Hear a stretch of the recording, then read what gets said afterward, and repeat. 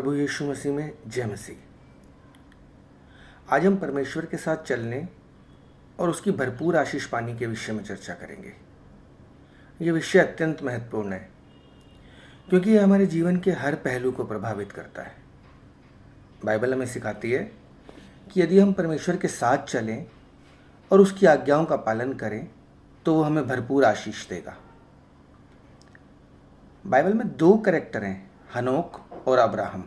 आज हम उसके जीवन पर ध्यान देंगे जिन्होंने अपने जीवन में परमेश्वर के साथ चलकर उसकी भरपूर आशीष प्राप्त की है। सबसे पहले हम समझेंगे कि परमेश्वर के साथ चलने का मतलब क्या है। परमेश्वर के साथ चलने का अर्थ है उसके साथ निरंतर संगति में रहना, उसकी आज्ञाओं का पालन करना और उसके मार्गदर्शन पर भरोसा करना। अगर हम इसको समझें तो एक कंटिन्यू एक ऐसा प्रोसेस है जिसमें हम हर दिन परमेश्वर के साथ अपने संबंध को और मजबूत करते हैं। यूँ तो बाइबल में कई स्थानों पर हमें ये प्रॉमिस मिलता है कि यदि हम परमेश्वर के साथ चलेंगे तो वो हमें भरपूर आशीष देगा। उदाहरण के लिए व्यवस्था विवरण 28 बाब उसके 1 से 2 पद में वचन कहता है, यदि तू अपने परमेश्वर यहोवा की बात को सचमुच माने और उसकी सब आज्ञाओं के अनुसार जो मैं आज तुझको सुनाता हूँ ध्यानपूर्वक विचार करे तो तेरा परमेश्वर यहोवा तुझे पृथ्वी की सब जातियों में सबसे ऊंचा करेगा और इन सब आशीषों का तू परिपूर्ण होगा। बाइबल में हनोक के बारे में जिक्र है। हनोक का जीवन परमेश्वर के साथ चलने का एक आदर्श उदाहरण है। उत्पत्ति 5 अध्याय उसके 24 पद में लिखा है, और हनोक परमेश्वर के साथ चलता रहा और वह उठा लिया गया क्योंकि परमेश्वर ने उसे इस ज़मीन से अपने साथ उठा लिया। हनोक का जीवन हमें ये दिखाता है कि जब हम पूरी निष्ठा और भक्ति के साथ परमेश्वर के साथ चलते हैं तो वह हमें विशेष रूप से आशीषित करता है। हनोक के जीवन का एक महत्वपूर्ण पहलू यह है कि वह मृत्यु का उसे सामना भी नहीं करना पड़ा, और ये एक अद्वितीय आशीष थी जो परमेश्वर ने उसे दी। जब हम परमेश्वर के साथ चलने का निर्णय लेते हैं तो वो हमारे जीवन में बहुत सी अद्भुत आशीषें लेकर आता है। ठीक ऐसा ही उन्होंने अब्राहम के भी जीवन में कि जो कि हमारे जीवन के लिए विश्वास और आज्ञाकारिता का प्रतीक है। अब्राहम का जीवन सचमुच एक विश्वसनीय और आज्ञाकारिता का हमारे सामने एक जीता जागता उदाहरण है।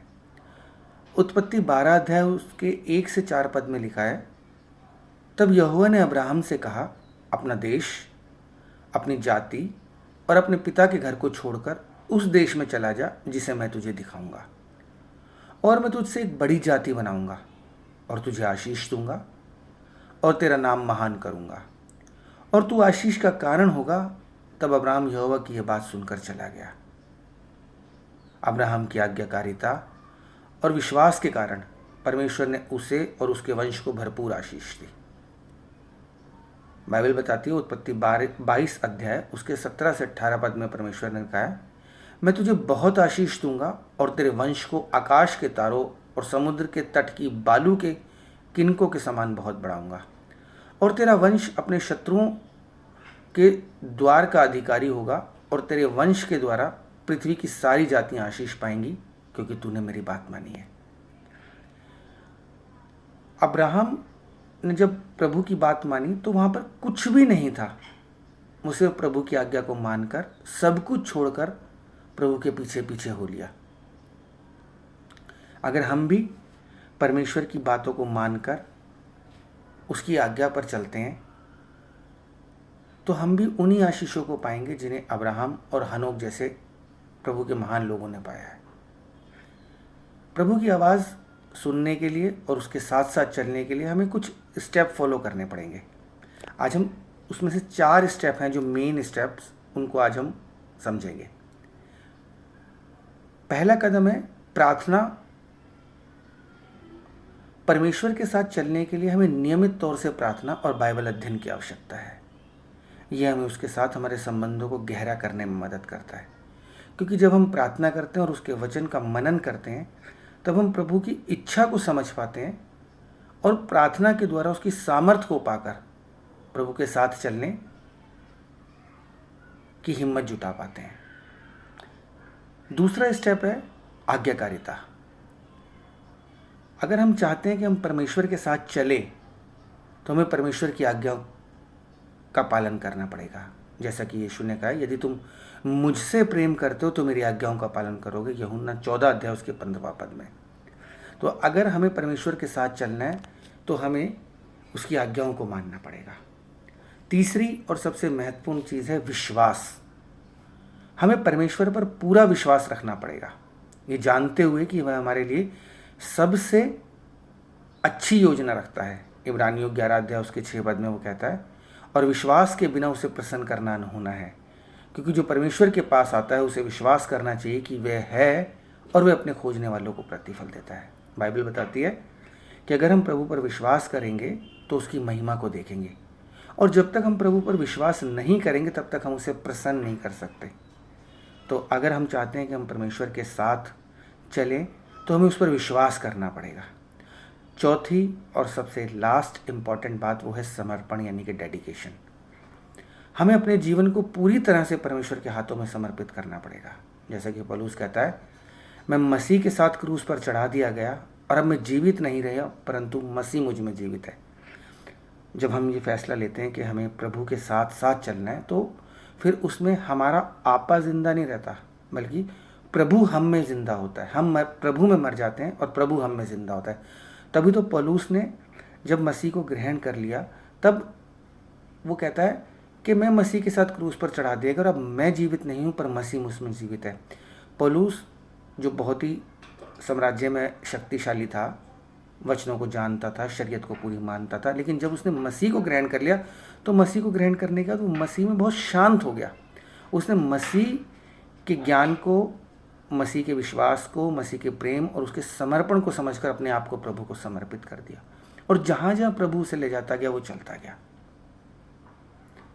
जब हम परमेश्वर के साथ चलते हैं और उसकी आज्ञाओं का पालन करते हैं तो वो हमें कई तरीके से आशीषित करता है। ये आशीष आत्मिक आशीष भी हो सकती है। आत्मिक आशीष के रूप में प्रभु हमें आत्मिक शांति, खुशी और संतोष देता है, और वो हमें अपने प्रेम और अनुग्रह से भर देता है। जब वो हमें आध्यात्मिक आशीष देता है तो उसके साथ साथ वो हमें भौतिक आशीष भी देता है, यानी कि दुनियावी चीज़ें भी देता है, जिसमें धन, स्वास्थ्य, सफलता, परिवार, ये सब चीज़ें। इसी के साथ साथ परमेश्वर हमें रिलेशनशिप की भी ब्लेसिंग देता है। परमेश्वर हमारे परिवार, दोस्तों के साथ हमारे संबंधों को आशीषित करता है और उन्हें मजबूत और स्वस्थ बनाता है। और सबसे जो मेन आशीष है, प्रभु हमें अनंत जीवन देता है। सबसे बड़ी आशीष जो परमेश्वर हमें देता है वो अनंत जीवन है। जब हम यीशु मसीह को अपने उद्धारकर्ता के रूप में स्वीकार करते हैं तो वो हमें अनंत जीवन का वादा देता है। वो कहता है, मैं जाता हूँ और तुम्हारे लिए जगह तैयार करता हूँ, ताकि जहाँ मैं अपने पिता के साथ रहता हूँ मैं चाहता हूँ कि तुम भी वहाँ मेरे साथ रहो। बाइबल बताती है, जिन्होंने परमेश्वर पर भरोसा किया है उन्हें परमेश्वर ने अपने पुत्र और पुत्री होने का अधिकार दिया और उन्हें अनंत जीवन विरासत के लिए दे दिया है। मेरे प्रियो, परमेश्वर के साथ चलना हमारे जीवन के लिए अत्यंत महत्वपूर्ण है।